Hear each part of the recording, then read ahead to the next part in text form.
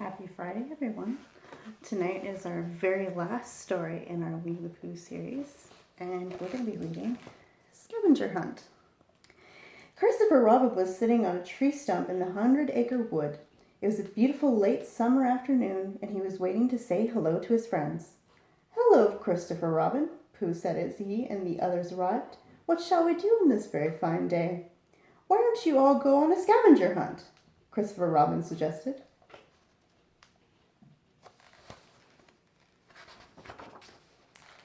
"Tiggers love scavenger hunts," Tigger yelled. Then he paused. "What is a scavenger hunt exactly?" he said, scratching his head in confusion. He looked at Pooh, Piglet, Roo, and Eeyore, but they all shook their heads no. "A scavenger hunt is a game of looking for things," Christopher Robin explained to his friends. "What kinds of things?" Rabbit asked. Christopher Robin thought for a moment. "Oh, let me think. Why don't you look for a small jar of honey, a purple flower, and a red leaf?" Then he smiled and added, "I also want you to find the greatest thing in the whole world."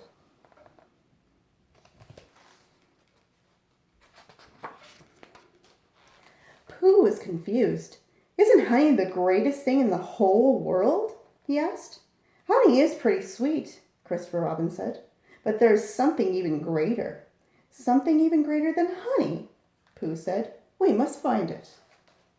The friends went to Pooh's house first to find a small jar of honey. His smallest jar was highest up on a shelf. Pooh pointed it out to his friends. It was the perfect size for carrying on a scavenger hunt. Pooh looked around. "But how will we get it down?" he wondered aloud. "Climb up on my shoulders," Tigger suggested. Pooh did as Tigger suggested. He could reach the middle shelf and a big jar of honey, but not the smaller one.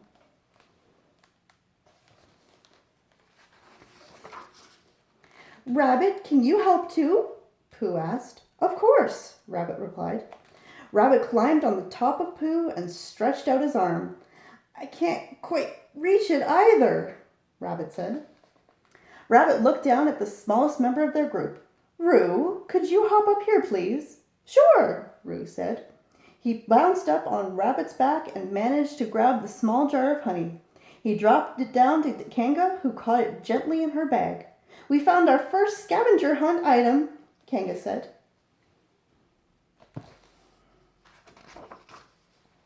"Now we need a leaf and a flower," Pooh said as they walked out of his house to start searching for the next item. "Does anybody remember which should be red and which should be purple?" No one could quite recall. "Well, here's a red flower," Pooh said, bending down to pick up a flower growing near his front door. "And it smells nice." "Then it's perfect," Kanga said. Everyone else agreed.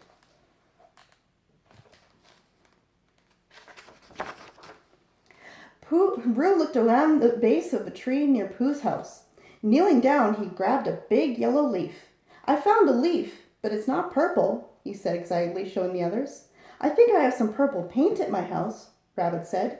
"We can paint the leaf purple. Will it still count for our scavenger hunt?" "I think so," Pooh said.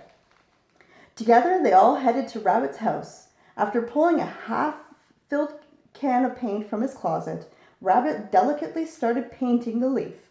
Everyone took a turn painting it. In no time, the leaf was a perfect grape-colored shade of purple. After giving it a little time to dry, Kanga placed the leaf in her bag next to the small pot of honey and the red flower. "Now all we need to do is find the greatest thing in the whole world," Piglet said. "Where do you think we'll find it?" Roo asked. "Maybe it's hiding somewhere in the woods," Tigger suggested. "Let's search the 100-acre wood," Pooh said. "Together, we might be able to find it." They headed back into the woods. "Greatest thing in the world. Where are you?" Pooh called. Tigger searched under rocks. Rabbit checked in trees. Eeyore looked in the clearings. Owl checked the treetops. And Roo and Kanga looked near the streams. But the greatest thing in the whole world was nowhere to be found.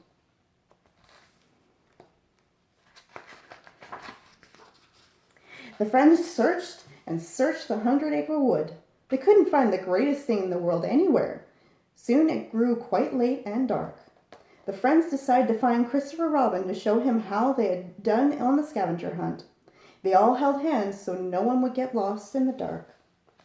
Finally, after what seemed like forever, they found Christopher Robin sitting on the same tree stump, waiting for them. They had made it all the way back to where they had started. "Have you finished the scavenger hunt?" Christopher Robin asked. "No," Pooh said sadly, "but we all looked together, and we found almost everything," Tigger added.